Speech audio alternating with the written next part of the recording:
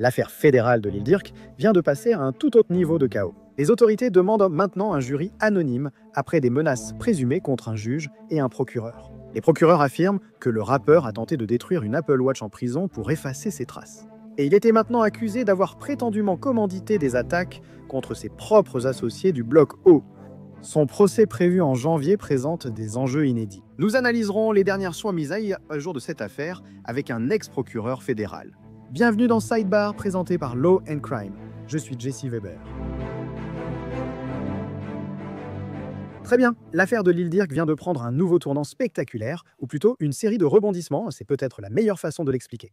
Les procureurs fédéraux affirment maintenant que le rappeur de Chicago A commandité des attaques contre ses propres associés du O-Block pour ne pas avoir riposté après la mort d'un autre artiste, King Von. Ils demandent un jury anonyme, affirmant que des menaces ont déjà été proférées contre le juge et un procureur. Et si on ajoute le fait que Dirk aurait été surpris avec une Apple Watch en prison et aurait tenté de la détruire. Cette affaire devient incontrôlable, non ? Que se passe-t-il ? Comment l'analyser et en est-on arrivé là? Nous allons revenir en arrière un instant avant d'analyser les nouvelles informations. L'île d'Irk, de son vrai nom, Dirk Derbanks, est toujours détenu dans un centre fédéral à Los Angeles après son arrestation en octobre 2024. Les procureurs affirment que Dirk a orchestré un complot de meurtre contre rémunération en 2022, envoyant des membres de son équipe de Chicago à Los Angeles pour cibler le rappeur Quando Rondo. Ils disent là qu'il s'agissait d'une forme de représailles pour le meurtre en 2020 du proche ami de Dirk, King Von. Mais pendant la fusillade, Quando n'est pas mort. C'est en fait son cousin, Savaya Robinson, qui a été tué dans ce que les procureurs qualifient d'attaque de type embuscade dans une station-service. Maintenant, Dirk n'est pas accusé d'avoir appuyé lui-même sur la gâchette. Il est accusé d'avoir commandité l'attaque, en l'ayant prétendument financée et dirigée. C'est ce qui lui a valu une série d'accusations fédérales, notamment pour complot, infractions liées aux armes à feu, meurtre contre rémunération ayant entraîné la mort. Sa défense a cependant été très agressive. L'un des moments les plus marquants de cette affaire est survenu plus tôt cette année, lorsque l'équipe juridique de l'île d'Irk a déposé une requête pour rejeter complètement l'acte d'accusation fédérale, ou à tout le moins obliger les procureurs à remettre les documents du grand jury ayant conduit à l'inculpation. Rappelez-vous, les documents du grand jury sont normalement secrets. Mais les avocats de Dirk affirment que les procureurs ont trompé le grand jury avec de fausses preuves. Ils citent une chanson de Dirk, Wonderful Wayne et Jackie Boy, qu'ils disent avoir été utilisés à tort pour l'associer au complot de meurtre contre rémunération de 2022. Le fait est que, selon leur argument, il avait en réalité écrit les paroles que les procureurs citaient plusieurs mois avant le meurtre. La défense a écrit dans ce dossier. La seule question en suspens est de savoir comment une information aussi manifestement fausse a pu se retrouver dans le champ de compétences du grand jury dès le départ. Il est possible que les procureurs ayant préparé et présenté les preuves du gouvernement savaient qu'elles étaient fausses. Une autre possibilité, c'était que le procureur qui a présenté les preuves ne savait pas qu'elles étaient fausses, mais que le témoin qui les a transmises, lui, le savait. Et la troisième réponse est que les preuves ont été obtenues et présentées avec un mépris total pour leur fausseté manifeste.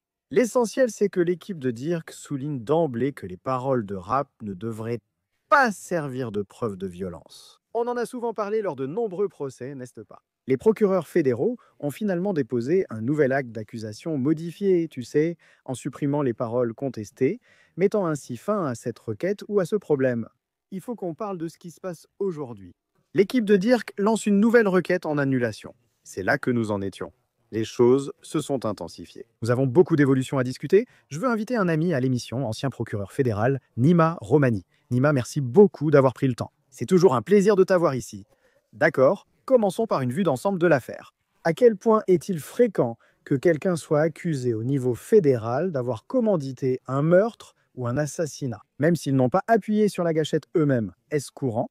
Jesse Weber, toujours un plaisir. Ce n'est pas habituel. Habituellement, ils ajoutent cela à l'accusation de meurtre proprement dite ou à une accusation de type organisation influencée par le racket et la corruption. Mais ici, les fédéraux semblent apparemment croire que Lil Durk est celui qui donne les ordres, même s'il n'appuie pas sur la gâchette.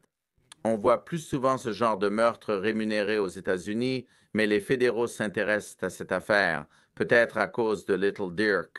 Penses-tu qu'il y a des preuves solides qu'il a dirigé cela d'une manière ou d'une autre, qu'il l'a financé d'une manière ou d'une autre, qu'il en était le cerveau d'une manière ou d'une autre? Je crois qu'il y a des preuves. Est-ce sûr? Pas forcément. La plupart de ces affaires fédérales, une fois devant le grand jury et une mise en accusation, Jesse, c'est déjà joué, non? Je veux dire, c'est juste une question de savoir s'ils vont plaider coupables ou être condamnés au procès. Mais ici, c'est un peu plus compliqué. On verra quelles preuves sortiront. Tu te bases sur des témoignages de collaborateurs. On en a beaucoup parlé, non? Ces gens-là sont souvent des criminels. Il faut confirmer cela. Maintenant, ils ont des messages textes, mais certains sont assez cryptiques. Et, vous savez, dans la mesure où la carte de crédit de Lil Durk a été utilisée pour des cagoules, des hôtels et ainsi de suite, c'est certainement suffisant. Mais pour la conspiration, pour la sollicitation, il faut généralement quelque chose de plus que de simples frais de carte de crédit. Cela conduit la défense à contester cette inculpation. D'après ce que j'ai compris, ils disent que c'est indûment vague. Qu'est-ce que cela signifie pour vous? Est-ce une défense courante et efficace?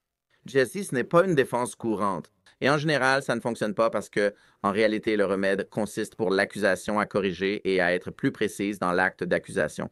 Pour évoquer un complot ou une sollicitation, il faut d'abord repérer les actes manifestes, puis approfondir l'analyse du complot. Les preuves de la sollicitation pour le meurtre contre rémunération.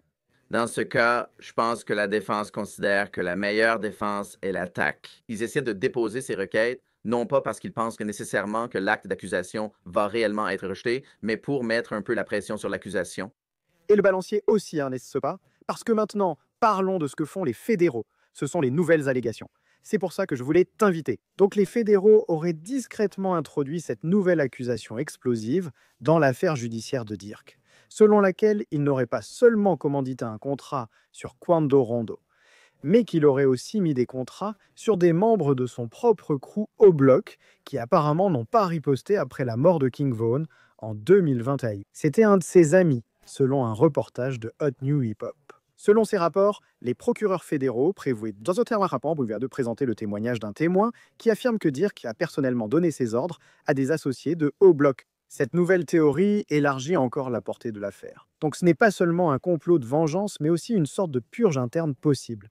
Un effort pour maintenir le contrôle, exiger la loyauté, punir la dissidence au sein de son propre cercle rapproché. Cela étant dit, aucune de ces allégations supplémentaires n'a encore conduit à de nouvelles accusations officielles contre lui. Mais Nima, parle-nous-en. Peux-tu expliquer ce que cela implique légalement si les procureurs affirment que Dirk a commandité des assassinats contre ses associés, même sans nouvelles accusations? Alors, Jesse, il y a plusieurs raisons pour lesquelles tu voudrais faire cela. Parfois, sur les fédéraux, ils vont en rajouter pour essayer d'obtenir un levier et forcer une sorte de plaidoyer. Mais dans ce cas précis, c'est probablement pour essayer de le salir. Tu te souviens des films des années 80 où le méchant trahit son équipe? Les jurés n'aimeront pas ça. Je ne dis pas que c'est prouvé, mais ça pourrait s'inscrire dans l'histoire globale. Ce n'était pas seulement un coup contre Rondo, non. Avec Robinson comme cible innocente, c'était, comme tu l'as dit, une purge. Dire qu'il était contrarié parce que sa propre équipe n'a pas vengé la mort de Vaughn. Alors, il voulait même tuer des membres de son propre cercle rapproché. Je ne dis pas que l'accusation peut le prouver, mais si elle y arrive, je doute que les jurés apprécient Lil Dirk. Et d'ailleurs, moi, pour être clair, Rondo n'a pas été inculpé ni lié à la mort de Vaughn, mais il est intéressant de voir quelle est cette théorie.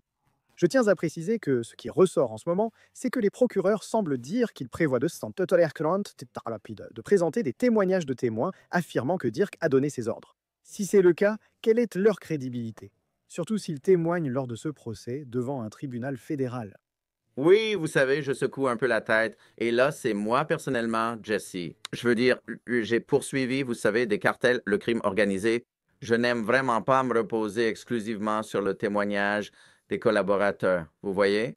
Écoutez, ils vont toujours se faire démolir lors du contre-interrogatoire parce qu'ils ont un compte à régler. Ils sont mécontents et mandants pour se protéger.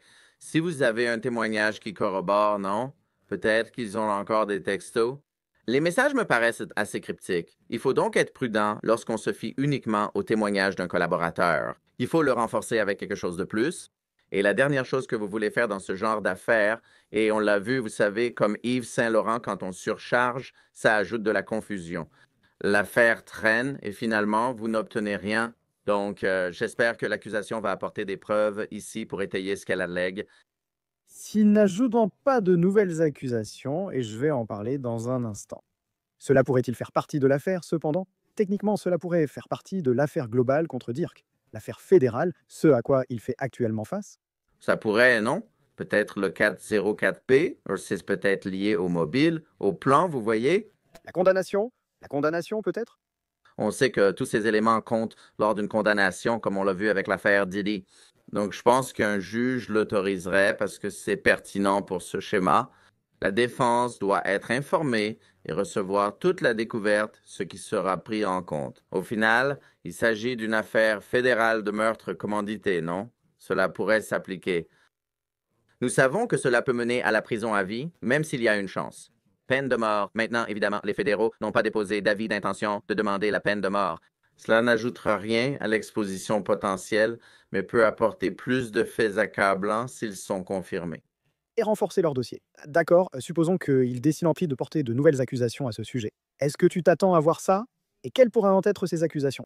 Ce serait probablement, tu sais, complot ou tentative de meurtre, non? Et, tu sais, on parle d'une date de procès en janvier. C'est assez tard dans la procédure. Je ne sais pas si le juge l'autoriserait. Si oui, la défense pourrait demander un report. Je pense que le juge devrait l'accorder, non?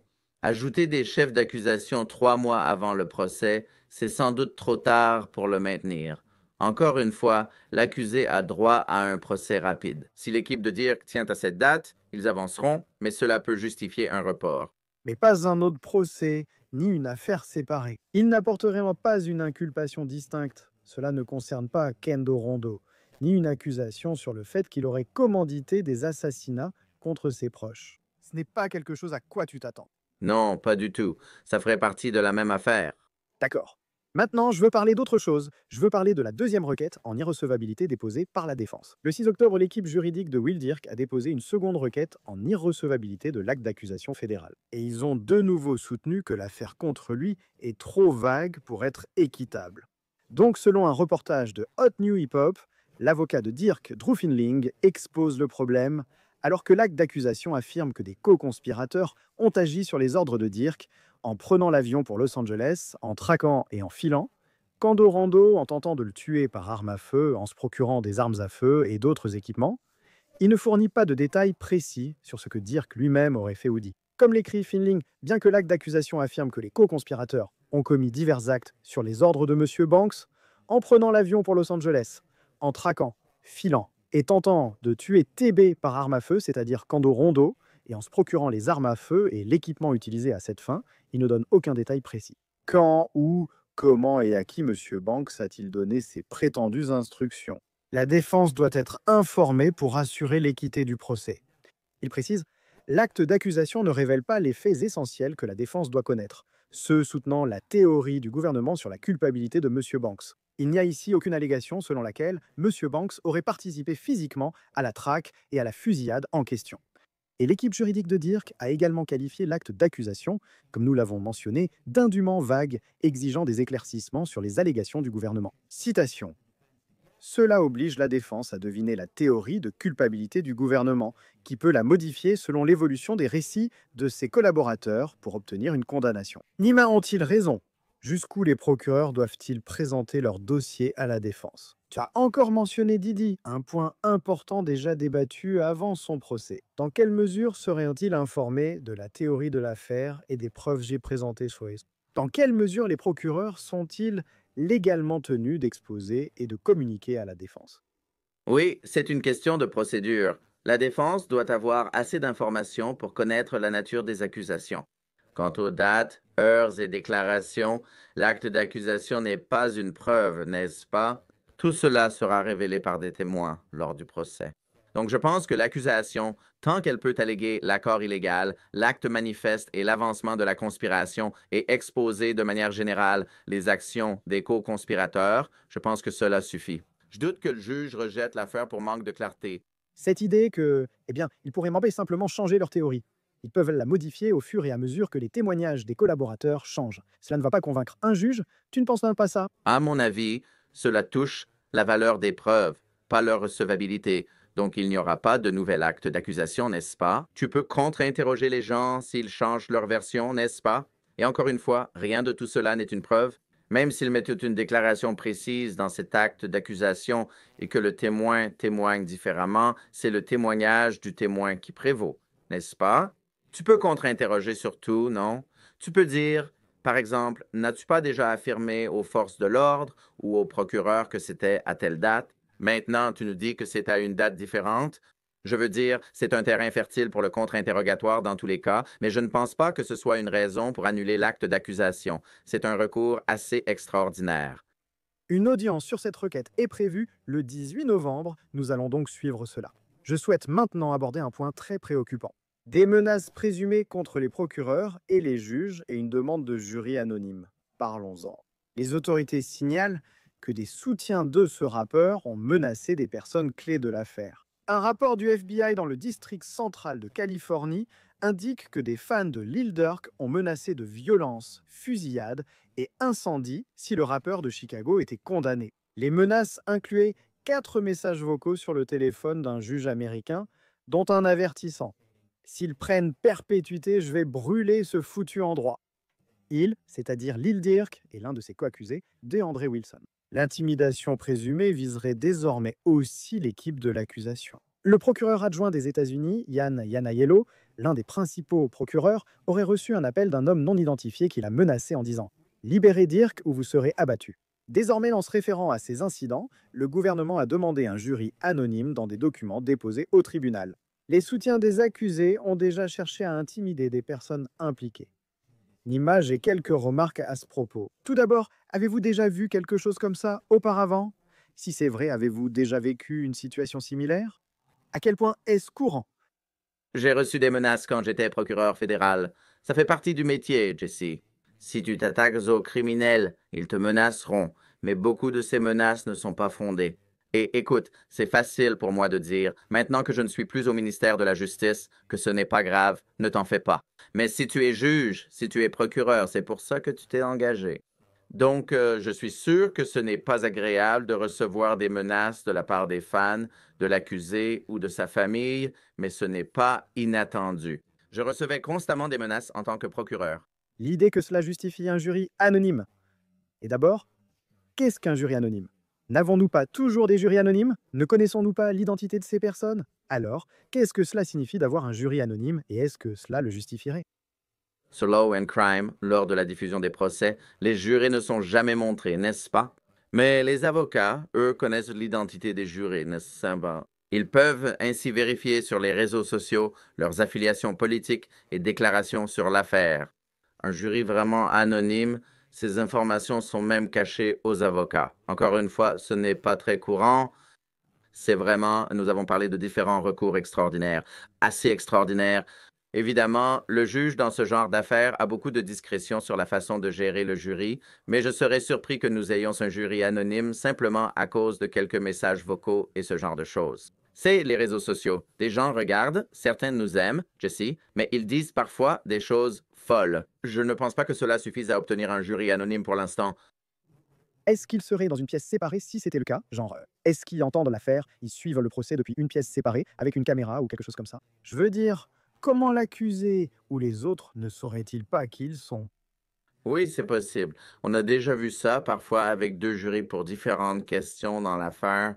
L'un sera dans une autre salle. C'est possible. Mais encore, si vous êtes le jury, réfléchissez-y. Vous devez évaluer les témoins et leur crédibilité. Vous devez les regarder dans les yeux. Donc, ça devient vraiment problématique quand on commence à faire ce genre de choses. Encore une fois, je serais très surpris, d'après ce qu'on a entendu, quelques messages vocaux, si nous avons un jury anonyme. Je souhaite maintenant aborder la situation de l'Apple Watch, un nouveau rebondissement dans la saga de Lil Durk. Les procureurs ont révélé le 6 octobre que le rappeur aurait été trouvé avec une Apple Watch en prison. Maintenant, c'est un appareil avec des capacités cellulaires et il aurait essayé de le détruire une fois qu'il a été découvert. La requête déposée à l'appui d'une demande de jury anonyme indique qu'à la fin du mois d'août 2025, les responsables du Bureau of Prisons ont saisi une Apple Watch avec capacité cellulaire sur le prévenu. Le comportement de Bank après avoir été pris est encore plus troublant. Au lieu d'assumer la responsabilité de cette violation, le prévenu aurait entravé l'enquête, tentant d'endommager et ou de détruire l'appareil de communication. Les autorités précisent que ce n'était pas un cas isolé. Que dire qu'a été accusé en décembre dernier d'avoir passé des appels téléphoniques à 3 non réglementés depuis le Metropolitan Detention Center à Los Angeles, où il est actuellement incarcéré. Donc ces violations présumées répétées sont utilisées pour soutenir qu'il existe un réel risque de subornation de témoins dans cette affaire. Surtout compte tenu, je cite, de la portée étendue du réseau Only the Family, ou Only the Family de Dirk. Nima, à quel point cette accusation est-elle sérieuse ici? Comment savent-ils ou prétendent-ils seulement qu'il a tenté de la détruire? Commençons par là, puis nous verrons si cela justifie des mesures. Alors écoute, c'est sérieux, mais ce n'est pas rare. Nous en avons parlé avec Eric et Lael Menendez, n'est-ce pas? C'est une des raisons pour lesquelles ils n'ont pas eu de libération conditionnelle. Les portables sont interdits en prison, que ce soit au niveau de l'État ou fédéral. Donc une Apple Watch entre dans cette catégorie. Écoute, est-ce une infraction? Oui. Est-ce que cela justifie une mesure sérieuse dans le cadre de l'affaire comme un jury anonyme? Non, Jesse. Cela arrive parfois, c'est géré par le Bureau of Prisons et d'autres responsables de la prison. Cela ne devrait pas vraiment affecter l'affaire, à moins qu'il n'inculpe pour obstruction ou quelque chose lié à la subornation de témoins. Et mais cela justifie-t-il vraiment un jury anonyme? Est-ce que cela justifie d'ajouter une protection supplémentaire aux témoins dans cette affaire? Je ne pense pas, Jesse Weber. Vous évoquez quelque chose de fréquent, même si c'est une infraction, les appels à trois. On l'a évoqué dans l'affaire Didi, non? Il le faisait aussi, donc c'est mal, ce n'est pas correct. Mais encore une fois, changer complètement la façon dont on gère la poursuite pénale dans cette affaire n'a pas de sens pour moi. On devrait simplement continuer normalement. Lil Dirk reste détenu à Los Angeles. Son procès débutera en janvier 2026. Nous verrons si cela reste ainsi compte tenu de tous ces développements. Mais Nima Romani, quel trésor, quel bijou, nous adorons l'avoir. Merci beaucoup, j'apprécie. J'adore être là, Jesse Weber. On en reparlera sûrement bientôt. Et c'est tout ce que nous avons pour vous pour l'instant, ici sur Sidebar, tout le monde. Merci beaucoup de nous avoir rejoints. Et comme toujours, abonnez-vous sur YouTube, Apple Podcast, Spotify ou partout où vous écoutez vos podcasts. Vous pouvez me suivre sur X ou Instagram. Je suis GC Weber, à la prochaine.